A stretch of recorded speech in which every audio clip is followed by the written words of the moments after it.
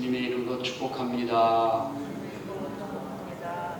주님 안에서 건강하시고, 특별히 코로나로 아주 어려운 때에 특히 우리가 살고 있는 당진에서 엄청난 수로 지금 확장이 되고 있는 걸 봅니다.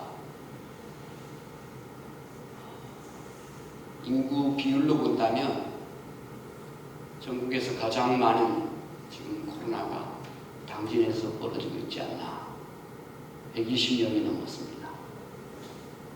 처음 시작할 때 대구에서 신천지라는 집단에서 발생한 건 한 집단에서였지만 지금 우리 당진 전체 어디든지 지금 이제 마음 둘 곳이 없습니다. 교탕에서도 식당에서도 마트에서도 시청에서도 교회에서도 지금 어디든지 우리가 살고 있는 아파트에서도 우리 동네에서도 어디든지 지금 이제는 마음 둘 곳이 없는 그런 상황에 이르고 있습니다. 특별히 그런 상황 속에서 여러분 끝까지 안전하게 이 코로나에 감염되지 마시고 잘 이기시기를 축복합니다. 금주에는 특별히 성탄이 있는 주간입니다. 금주 이제 25일 날, 금요일 날 성탄절인데, 그런데 이 코로나 때문에 성탄절 예배마저도 이제 비대면으로 드려야만 하는 그런 상황이 됐습니다. 4년 전에 대통령께서 취임하시면서 한 번도 경험하지 못한 세상을 경험하게 할 것이다라고 하셨는데 60여 년 진짜 살아오면서 한 번도 경험하지 못한 세상을 많이 경험하는 것 같습니다.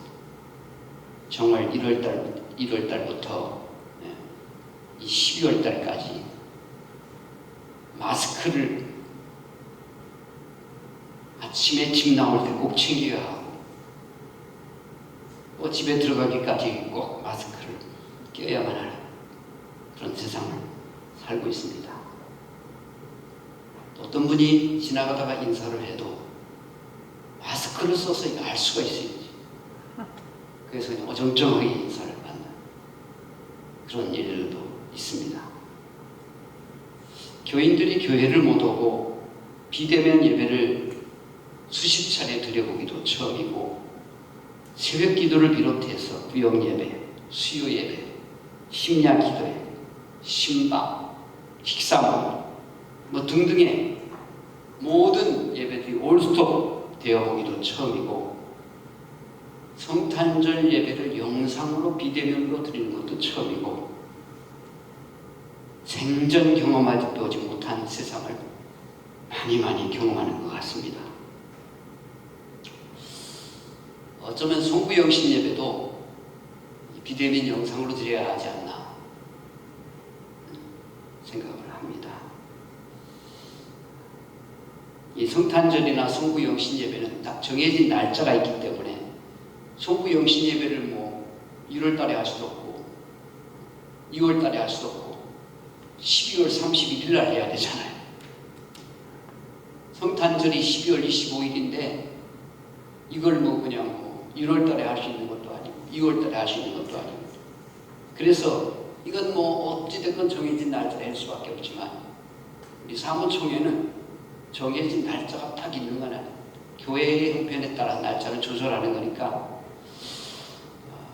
만약 이런 상태로 간다면 사무총회를 연기를 해서 한 1월쯤에 해야 되지 않을까 하는 생각을 합니다. 이런 정황 속에서도 온 인류에게 기쁨과 평화를 주시는 이 성탄절이 어김없이 우리에게 다가오고 있습니다. 그래서 그 성탄의 의미를 생각하는 중에 은혜를 나누고자 합니다. 오늘은 빛을 오신 예수. 그래서 설교 제목은 빛이라고 했습니다. 여러분, 우리 생활 속에서 빛은 너무너무 소중합니다. 빛이 없으면 모든 농작물이 살 수가 없습니다. 어디 농작물뿐이겠습니까? 지구상에 있는 모든 동식물이 빛이 없으면 살 수가 없습니다. 빛이 없으면 세상은 깜깜해서 한 치 앞을 둘 수도 없고 답답해서 살 수 없을 것입니다. 모세가 에집트에서 종살이하던 이스라엘 민족을 이제 하나님의 명을 받아 해방시키려고 할 때에 에집트의 왕은 아주 고집이 세고 반대가 심합니다. 하나님께서 그 고집을 꺾느라고 10가지 재앙을 내리시는데 그 10가지 재앙 중에 9번째가 흑암의 재앙, 흑암의 재앙. 3일 동안 깜깜한 세상. 그래서 애굽 사람들은 3일 동안 눈뜬 소경이 돼가지고 여기도 더듬더듬 저기도 더듬더듬 하나도 보이지 않으니까 누구를 만날 수도 없고 어디를 갈 수도 없고 아주 암흑천지가 된 거예요. 이렇게 빛이 없으면 사람이 살 수가 없습니다. 그래서 하나님께서는 천지만물을 창조하시면서 첫날 첫 번째로 창조하신 것이 빛이랍니다. 빛이 있으라 하시니 빛을 먼저 창조하십니다. 그리고 요한복음 1장 오늘 본문에 보면 예수님이 빛이라 말씀하십니다. 그 빛이 세상에 오셨다라고 하면서 성탄을 소개하고 있습니다. 그리고 요한복음 1장 9절에 보면 참 빛 곧 세상에 와서 각 사람에게 비추는 빛이 있었다라고 하십니다. 그렇다면 성탄의 주인공 되시는 예수 그리스도는 어떤 빛이실까? 어떤 빛이실까? 그 첫째는 죽음의 어둠을 물리치는 빛으로 오셨습니다. 오늘 본문에서 예수님을 빛이라고 하시면서 그 빛이 하나님과 함께 계셨고 그 빛이 세상에 와서 각 사람에게 비추게 되었다라고 합니다. 그리고 쭉 넘어가서 요한복음 8장 12절에 보면 예수님을 생명의 빛이라 그렇게 말씀하고 있습니다. 이 세상에 가장 어두움은 뭐니 해도 이 죽음이라는 어둠일 것입니다. 모든 희망, 이 생명이 단절되면 끝나는 겁니다. 완벽한 어두움이 죽음입니다. 저는 목회를 벌써 이제 한 30여 년이 넘었는데 이걸 하면서 많은 사람의 죽음을 보았고 많은 죽음의 장례식을 주례를 했었습니다. 그런데 그 어떤 장례식에서도 기쁨과 즐거움이 넘치는 그런 장례식은 없어요. 결혼식이나 회갑잔치나 돌잔치나 그런 데서 느낄 수 있는 밝고 행복한 그런 분위기가 아니란 말이에요. 옷을 입어도 결혼식이나 또는 회갑잔치나 돌잔치에 가면 얼마나 그냥 아름다운 형형색색 밝고 예쁜 옷을 입지 않습니까? 그런데 장례식에 가면요 아주 어둡고 무거운 분위기 옷을 입습니다.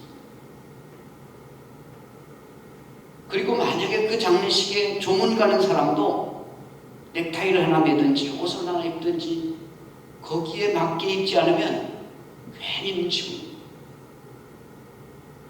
어디 갔다가 그 장례식 들려서 왔으면 좋겠는데 복장이 거기 갈 복장이 아니면 못 갑니다. 집에 와서 다시 옷 갈아입고 가지 않습니까? 이것은 무슨 얘기입니까? 인간이 어찌할 수 없는 이 마지막 어둠, 이게 죽음의 어둠이라는 겁니다. 그럼 예수님께서 이 완벽한 죽음의 어둠에 빛을 오셨습니다. 이 어둠이라는 것은 빛이 오면 물러가게 되어 있습니다. 죽음을 이기는 생명의 빛으로 예수님이 오셨습니다. 그래서 마가복음 5장에 보면요 이 12살 먹은 회당장 야이로의 딸이 죽음이라는 어두움의 현장이 나타나요. 요한복음 11장에 보면 나사로라는 청년이 죽음의 어두움 그 무덤에 갇혀 있습니다. 그런데 빛이신 예수님께서 생명의 빛이신 예수님께서 그 회당장 야이로의 집에 들어가고 죽은 나사로의 그 무덤 앞에 섰을 때에 그 죽음의 어둠은 물러가게 되죠. 그 어둠이 사라지는 거예요. 그 죽음의 어둠은 부활과 생명의 빛으로 되살아나고 있음을 우리가 성경을 통해서 보고 있습니다. 주님께서 이 땅에 성탄하신 이유는 이 세상의 모든 죽음이라는 어둠을 다 걷어내고 생명의 빛으로 바꾸시기 위해서 오신 줄로 믿습니다. 그러므로 생명의 빛인 예수 그리스도를 믿는 사람들은 죽음의 어둠이 물러가고 영생의 빛을 얻게 되는 줄로 믿습니다. 그래서 오늘 본문 12절에 그 예수를 영접하는 자, 곧 그 이름을 믿는 자들에게는 영원한 빛 되시는 하나님, 이 죽음이 없으신 하나님의 자녀가 되는 권세를 얻는다라고 말씀합니다. 하나님은 죽음이 없어요. 영원하신 하나님. 그런데 우리가 그 하나님의 자녀가 된다는 것은 우리도 죽음이 없는 거예요. 영원한 생명을 얻는 거예요. 물론 육신의 죽음을 맞이합니다. 그러나 신약 성경에서 죽음을 죽음으로 표현하지 않아요. 오늘 자는 것으로 표현하는 데가 굉장히 많습니다. 자는 자는 반드시 일어난다는 거예요. 주께서 천사장의 호령과 나팔로 친히 강림하실 때 자는 자들이 먼저 일어나고 잠자고 있다는 거예요. 잠자는 사람은 일어날 거예요. 그러니까 우리 예수 믿는 사람들도 때로는 깊은 잠에 들어갈 수 있지만 그러나 잠자는 것이지 영원한 생명은 하나님 안에 있는 생명은 영원한 줄로 믿습니다. 생명의 빛 대신 예수님이 우리에게 들어오셨기 때문입니다. 두 번째는 죄의 어둠을 밝히는 빛으로 오셨습니다. 죄의 가장 큰 속성은 바로 이 빛을 피하는 어둠 가운데 숨으려는 그런 속성을 가지고 있습니다. 그런데 아담과 하와가 죄를 짓고 난 후에 하나님의 낯을 피했다고 했습니다. 빛을 피했다는 거예요. 빛을.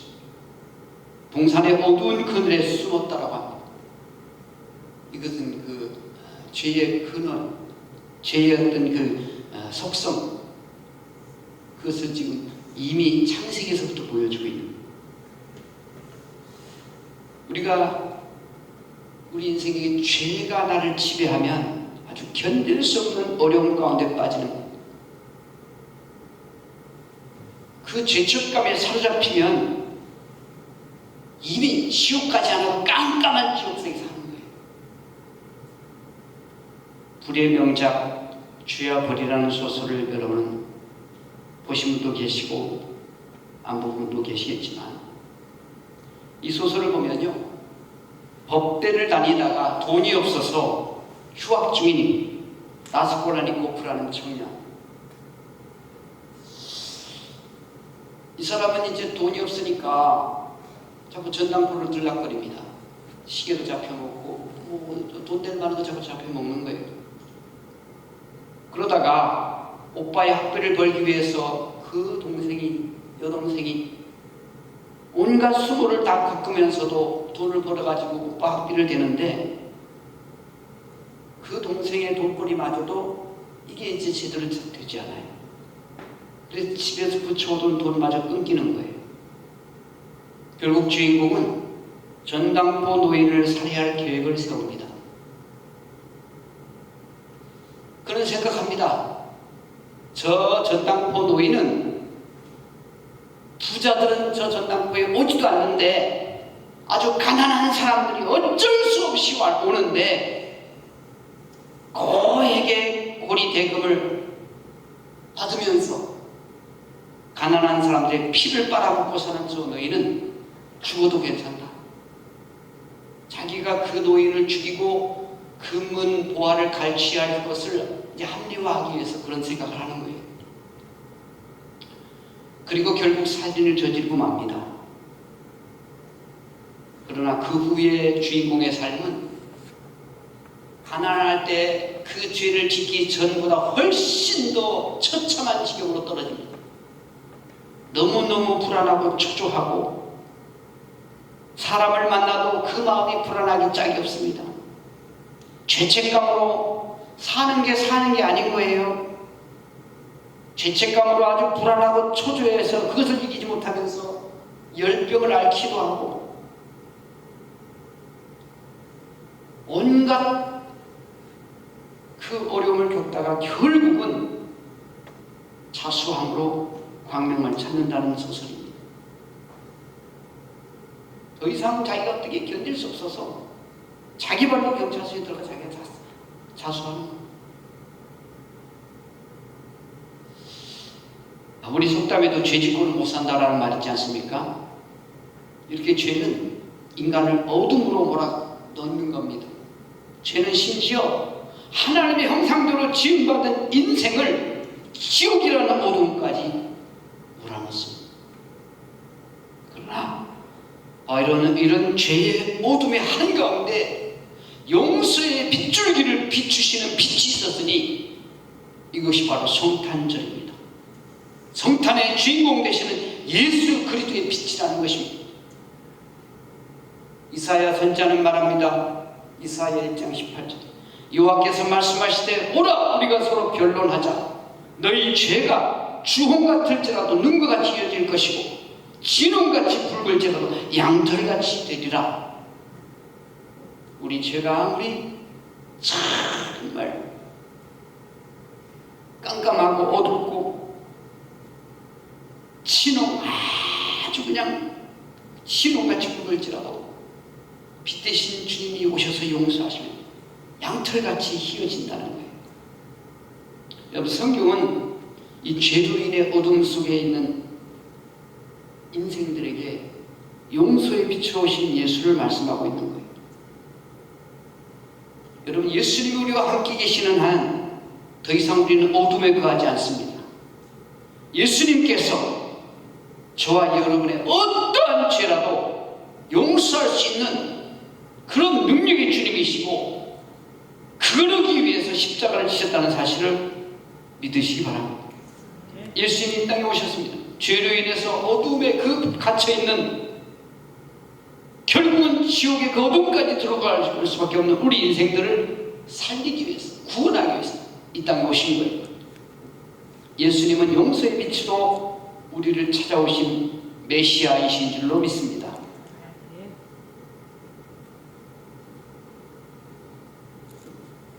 한 가지 더 말씀드린다면 예수님은 절망으로 어두운 세상 속에 희망의 빛으로 오셨습니다. 죄가 어둠이라면 이 절망이라는 것은 죄악보다 더 큰 어두움입니다. 요즘 코로나19로 인해서 너무나 어려운 때를 지나고 있습니다. 수많은 사람들이 절망하고 있습니다. 절망으로 인해서 인생을 포기하고 자살하는 사람들이 또 자살을 상담하는 사람들이 작년에 2배랍니다.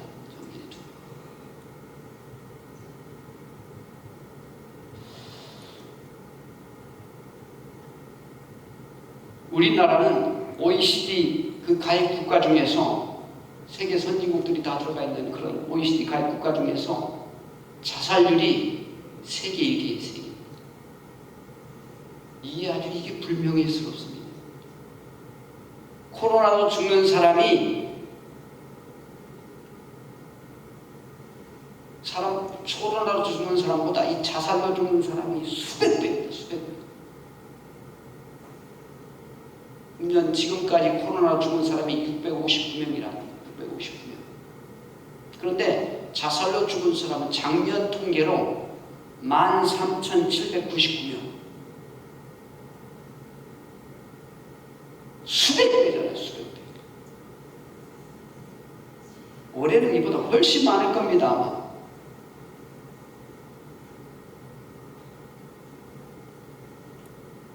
보통 일이 아니지요. 코로나 잡는 데다 코로나도 잡긴 잡아야 되지만 코로나 잡는 데다 투자할 예산을 자살 예방에다 더 투자해야 될 겁니다. 왜? 수백 배가 더 많으니까 자살이. 어떤 사람은 코로나로 인해서 경제 위기가 닥쳐가지고 지금 소상공인들은 난리입니다. 지금 장사를 못하니까 돈을 못 버니까 수입이 반 줄고 더 주고 특히 금년에는요, 여자분들 자살이 그렇게 많답니다. 여자분들이 살기가 더 어려운가 봐요. 대인관계에 절망하고, 불확실한 미래 때문에 절망하고, 그런 절망이라는 어둠에 빠져 있습니다. 이렇게 어려울 때에 우리 마음까지 절망의 어둠에 빠져들면 더 어려운 거죠. 더 어려운 거예요. 이런 때일수록 우리가 마음을 굳게 잡고 마음을 희망의 빛으로 오신 예수를 내 마음의 주님으로 영접하고 그 주님과 더불어 희망의 노래를 노래해야 할 것입니다. 여러분, 하나님은 소망의 하나님이십니다. 이사야 42장에 보면 하나님께서 상한 갈대를 꺾지 아니하시고 꺼져가는 등불도 끄지 아니하신다고 했습니다. 상한 갈대가 무슨 말일까요? 이미 갈 때까지 간 거라는 거잖아요. 더 이상 소망이 없다는 거잖아요. 더 이상 쓸모 없어졌다는 거잖아요. 이 정도 되면 세상에서 다 포기한다는 거예요. 상한 갈대. 사람들은 다 포기한다는 거예요. 그런데 하나님은 포기하지 않는다는 것입니다. 꺼져가는 등불도 끄지 않는다. 여러분, 등불은 기름이 떨어져 갈 때 꺼져가는 거예요. 기름이 밑바닥일 때 꺼져가는 거예요. 인생 밑바닥에서 더 이상 소망이 없는 것 같을지라도, 세상은 다 포기할지라도, 세상에서는 다 끝났다 할지라도 하나님은 포기하지 않는다는 거예요. 여러분, 하나님 포기할 것 같으면 성탄절 오지도 않으셨을 겁니다. 예수님은 빛으로 오셨습니다. 희망의 빛으로 오셨습니다. 낙심한 가슴마다 절망을 이기는 이 어두운 가슴마다 이 밝은 빛으로 다가오시는 그런 성탄의 주님을 마음속 깊이 영접하고 환영하고 모셔드릴 수 있기를 바랍니다. 그러면 그 어둠들은 다 물러갈 것입니다. 주님은 절망이 있는 곳에 희망의 빛으로 오셨습니다. 죄가 있는 곳에 용서와 은혜의 빛으로 오셨습니다. 죽음이 있는 곳에 부활과 생명의 빛으로 오셨습니다. 우리 모두 빛으로 오신 예수 그리스도 굳세게 붙잡으시기 바랍니다. 그 예수 그를 내 마음에 확실하게 주님으로 영접할 수 있기를 바랍니다. 빛으로 오신 예수 그리스도를 그분과 함께 동행하며 살 수 있기를 바랍니다. 그래서 절망의 어둠을 물리치고 죄의 어둠도 물리치고 죽음의 어둠도 물리치시기를 바랍니다. 이 성탄의 계절에 빛으로 오신 예수, 그 주님의 은혜가, 그 주님의 그 놀라운 빛이 모든 성도들의 가슴마다, 가정마다, 사업체마다, 이 나라의 민족이 환하게 비추셔서 어둠이 다 물러가고 성탄의 기쁨이, 성탄의 평강이 우리 모두에게 충만하시길 주님의 이름으로 축복합니다. 아멘. 아버지 하나님, 빛으로 오신 예수님 환영하고 영접하고 모셔드립니다. 내 삶의 중심 오셔서 내 모든 어둠을 다 몰아내시고 질병의 어두움도, 가난의 어두움도, 죄악의 어두움도, 죽음의 어두움도, 절망의 어두움도 다 몰아내시고 이제는 빛 대신 주님과 함께 세상을 복되게 만들어가는 하나님의 사람들 되게 하옵소서. 그 빛 대신 주님과 함께 동행함으로 늘 감사하고 기쁘고 행복한 삶이 되게 하옵소서. 성탄의 빛으로 오신 주님 환영하고 감사합니다. 예수님의 이름으로 감사 기도합니다. 아멘.